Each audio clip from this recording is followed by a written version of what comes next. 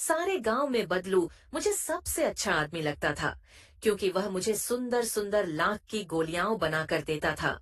मुझे अपने मामा के गांव जाने का सबसे बड़ा चाव यही था कि जब मैं वहां से लौटता था तो मेरे पास ढेर सारी गोलियां होती, रंग बिरंगी गोलियां जो किसी भी बच्चे का मन मोह ले।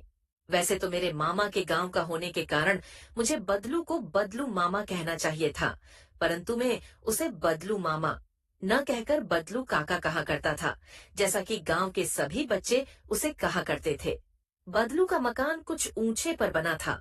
मकान के सामने बड़ा सा सहन था, जिसमें एक पुराना नीम का वृक्ष लगा था। उसी के नीचे बैठकर बदलू अपना काम किया करता था।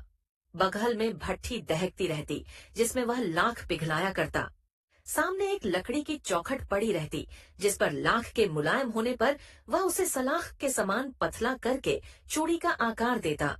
पास में चार छह विभिन्न आकार की बेलनुमा मुंगेरियां रखी रहती, जो आगे से कुछ पतली और पीछे से मोटी होती। लाख की चूड़ी का आकार देकर वह उन्हें मुंगेरियों पर चढ़ाकर गोल और चिकना बनाता, और तब एक एक कर पूरे हाथ की चूड़ियां बना चुकने के पश्चात वह उन पर रंग करता। बदलू यह कार्य सदा ही एक मछिए पर बैठकर किया करता था, जो बहुत ही पुरानी थी। बगल में ही उसका हुक्का रखा रहता, जिसे वह बीच बीच में पीता रहता। गांव में मेरा दोपहर का समय अधिकतर बदलू के पास बीतता। वह मुझे अल्लला कहा करता और मेरे पहुंचते ही मेरे लिए तुरंत एक मछिया मंगा देता। मैं घंटों बैठे बैठे उसे इस प्रकार चूड़ियां बनाते देखता रहता। लगभग रोज ही वह चार छह जोड़े चूड़ियां बनाता। पूरा जोड़ा बना लेने पर वह उसे बेलन पर चढ़ाकर कुछ क्षण चुपचाप देखता रहता, मानो वह बेलन न होकर किसी नववधू की कलाई हो। बदलू मनिहार था। चूड़ियां बनाना उसका पैतृक पेशा था, और वास्तव में वह बहुत ही सुंदर चूड़ियां बनाता था। उसकी बनाई हुई चूड़ियों की खपत भी बहुत थी। उस गांव में तो सभी स्त्रियां उसकी बनाई हुई चूड़ियां पहनती ही थीं। आसपास के गांवों के लोग भी उससे चूड़ियां ले जाते थे, परंतु वह कभी भी चूड़ियों को पैसों से बेचता न था। उसका अभी तक वस्तु विनिमय का तरीका था, और लोग अनाज के बदले उसे चूड़ियां ले जाते थे। बदलू स्वभाव से बहुत सीधा था।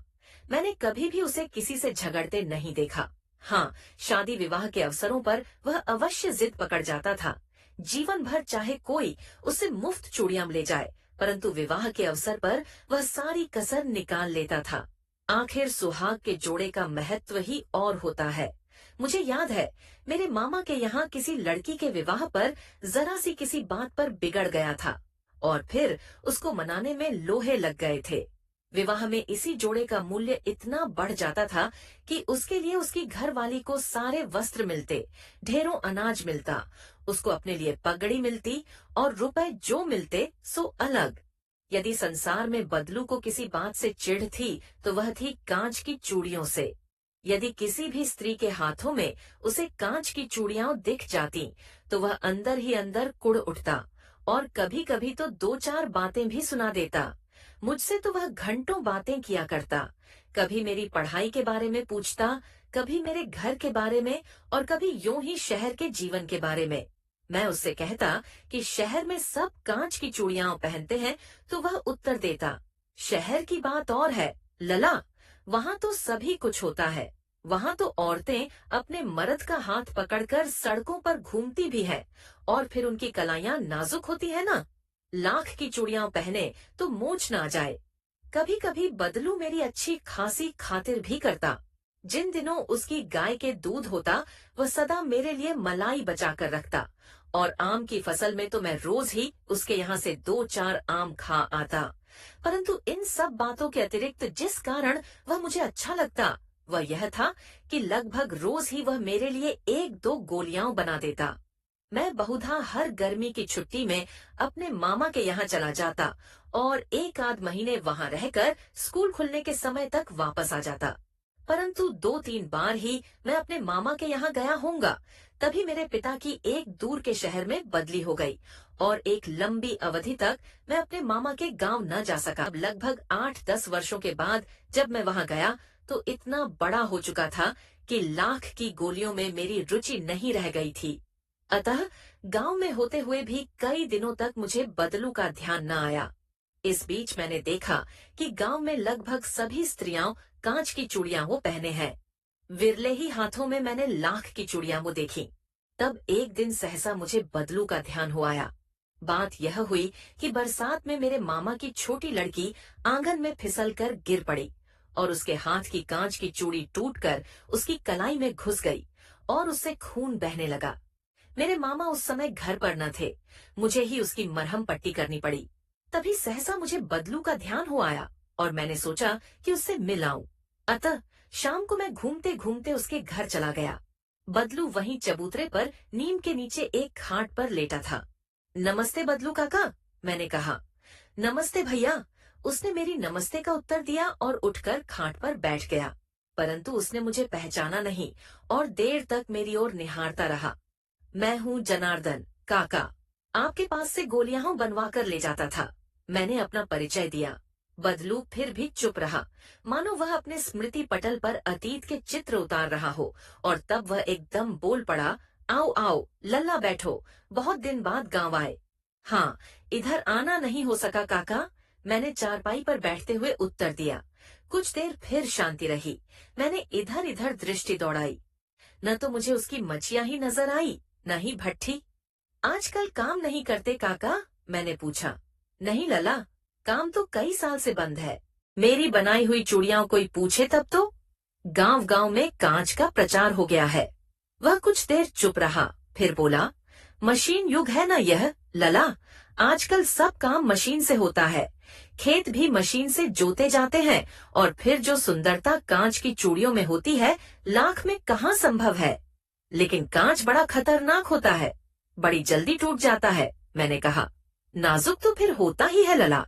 कहते कहते उसे खांसी आ गई और वह देर तक खांसता रहा। मुझे लगा उसे दमा है। अवस्था के साथ साथ उसका शरीर ढल चुका था। उसके हाथों पर और माथे पर नसें उभर आई थीं। जाने कैसे उसने मेरी शंका भांप ली और बोला, दमा नहीं है मुझे, फसली खांसी है। यही महीने 2 महीने से आ रही है, 10-15 दिन में ठीक हो जाएगी। मैं चुप रहा। मुझे लगा उसके अंदर कोई बहुत बड़ी व्यथा छिपी है। मैं देर तक सोचता रहा कि इस मशीन युग ने कितने हाथ काट दिए हैं। कुछ देर फिर शांति रही, जो मुझे अच्छी नहीं लगी। आम की फसल अब कैसी है काका? कुछ देर पश्चात मैंने बात का विषय बदलते हुए पूछा। अच्छी है लल्ला, बहुत अच्छी है, उसने लहक कर उत्तर दिया और अंदर अपनी बेटी को आवाज दी, अरे रज्जो, लल्ला के लिए आम तो ले आ। फिर मेरी ओर मुखातिब होकर बोला, माफ करना लल्ला, तुम्हें आम खिलाना भूल गया था। नहीं नहीं काका, आम तो इस साल बहुत खाए हैं। वाह वाह, बिना आम खिलाए कैसे जाने दूंगा तुमको। मैं चुप हो गया। मुझे वे दिन याद हो आए जब वह मेरे लिए मलाई बचा कर रखता था। गाय तो अच्छी है ना काका, मैंने पूछा। गाय कहाँ है लला, 2 साल हुए बेच दी, कहाँ से खिलाता। इतने में रज्जो, उसकी बेटी, अंदर से एक डलिया में ढेर से आम ले आई। यह तो बहुत है काका, इतने कहाँ खा पाऊंगा, मैंने कहा। वाह वाह, वह हंस पड़ा। शहरी ठहरे ना, मैं तुम्हारी उम्र का था तो इसके चौगुने आम एक बखत में खा जाता था। आप लोगों की बात और है, मैंने उत्तर दिया। अच्छा बेटी, लला को 4-5 आम छांट कर दो, सिंदूरी वाले देना। देखो लल्ला कैसे है, इसी साल यह पेड़ तैयार हुआ है। रज्जो ने 4-5 आम अंजलि में लेकर मेरी ओर बढ़ा दिए। आम लेने के लिए मैंने हाथ बढ़ाया तो मेरो निगाह एक क्षण के लिए उसके हाथों पर ठिठक गई। गोरी गोरी कलाइयों पर लाख की चूड़ियां बहुत ही फब रही थीं। बदलू ने मेरी दृष्टि देख ली और बोल पड़ा, यही आखिरी जोड़ा बनाया था जमींदार साहब की बेटी के विवाह पर। 10 आने पैसे मुझको दे रहे थे। मैंने जोड़ा नहीं दिया, कहा शहर से ले आओ। मैंने आम ले लिए और खाकर थोड़ी देर पश्चात चला आया। मुझे प्रसन्नता हुई कि बदलू ने हार कर भी हार नहीं मानी थी। उसका व्यक्तित्व कांच की चूड़ियों जैसा न था कि आसानी से टूट जाए।